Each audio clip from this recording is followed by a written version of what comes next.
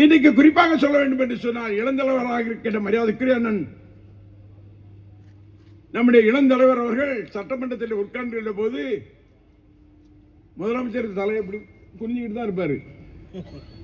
முதலமைச்சர் கேட்டு அவரு நாகர்கோவில் எம்எல்ஏ நம்முடைய ஆஸ்டின் அவர்கள் முதலமைச்சரை கொஞ்சம் வாய் திறந்து பேசுங்க, வாய் திறந்து பேசுங்கன்னு சொல்லுவாரு. இவர் வாய் எங்கிருந்து திறக்க?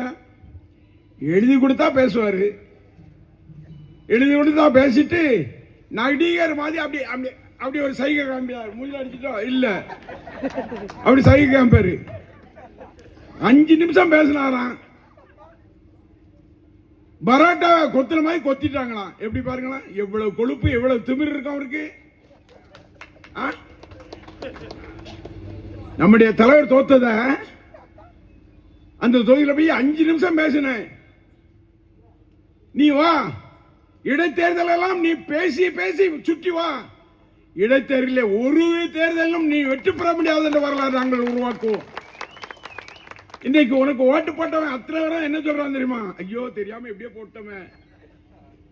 என் பேத்தி சொல்லிச்சு, என் மகா சொன்னா, என் காலேஜில் உள்ள பிள்ளை சொல்லிச்சு, போட்டுட்டோம்.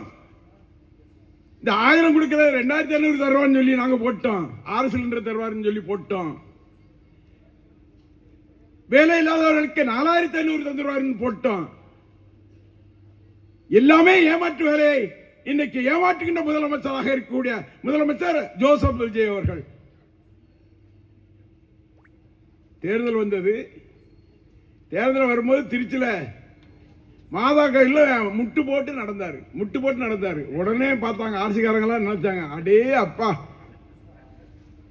எவ்வளவு தூரம் மதத்தை மதிக்கிறாருன்னு சொன்னாரு. தேர்தல் முடிஞ்சிச்சு. அடுத்த ஆளு திருச்செந்தூர்ல வந்து வேலை தூக்கிட்டு வந்து நின்னாரு. அதுக்கு பதில் முன்னால வந்து நின்னா தப்பா போயிடுன்னு சொல்லி தேர்தல் முடிஞ்ச பிறகு வந்திருக்காரு. பெண்களுக்கு ஏதாவது உதவி செய்திருக்கா? பெண்களுக்கு உதவி செய்தாங்கன்னு சொன்னா வேற தப்பா எடுத்துக்கிட கூடாது. நான் திருசாவை சொல்றேன்னு யாராவது தப்பா எடுத்துக்கிடாதீங்க.